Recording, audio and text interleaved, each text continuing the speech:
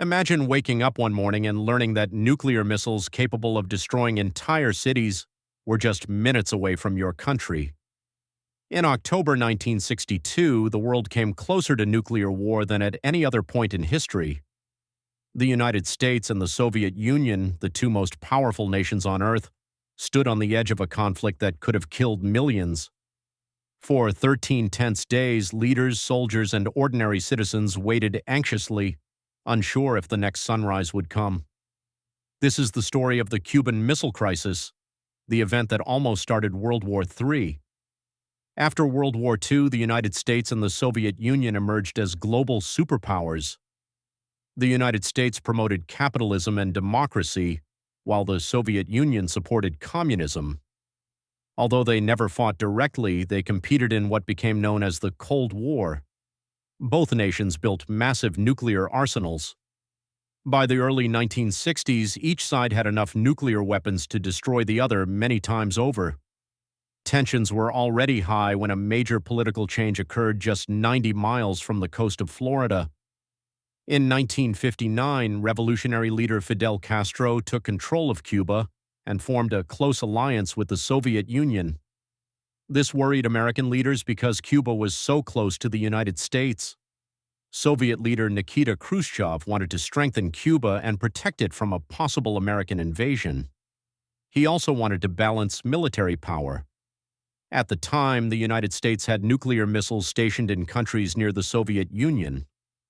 Khrushchev believed placing Soviet missiles in Cuba would create a more equal strategic position. Secretly, Soviet ships transported missiles, troops, and military equipment to Cuba. Construction began on missile sites across the island. The operation was conducted in secrecy, but it would not remain hidden for long. On October 14, 1962, an American U-2 spy plane flew over Cuba. The photographs it captured shocked U.S. officials. The images clearly showed Soviet nuclear missile installations under construction. These missiles could reach major American cities within minutes. President John F. Kennedy was informed immediately. He gathered his closest advisors to discuss possible responses. Several options were considered: ignore the missiles, launch airstrikes, invade Cuba, negotiate with the Soviet Union. Every option carried serious risks. A military attack could trigger a nuclear war. Kennedy decided on a naval blockade, which he called a quarantine. American warships surrounded Cuba to prevent additional Soviet weapons from arriving. The world watched nervously. Soviet ships carrying military supplies continued toward Cuba. Many feared that if Soviet ships crossed the blockade line, fighting would begin immediately. For several tense hours, the ships approached. Then, unexpectedly, many Soviet vessels turned back. This reduced tensions, but the crisis was far from over.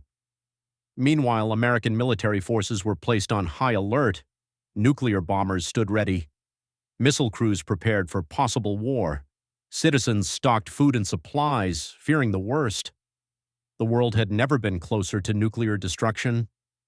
The crisis reached its most dangerous point on October the 27th, often called Black Saturday.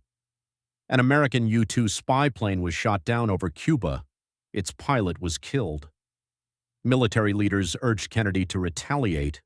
At the same time, a Soviet submarine underwater near Cuba was being pressured by American naval forces. Please don't forget, like, share, and subscribe the channel.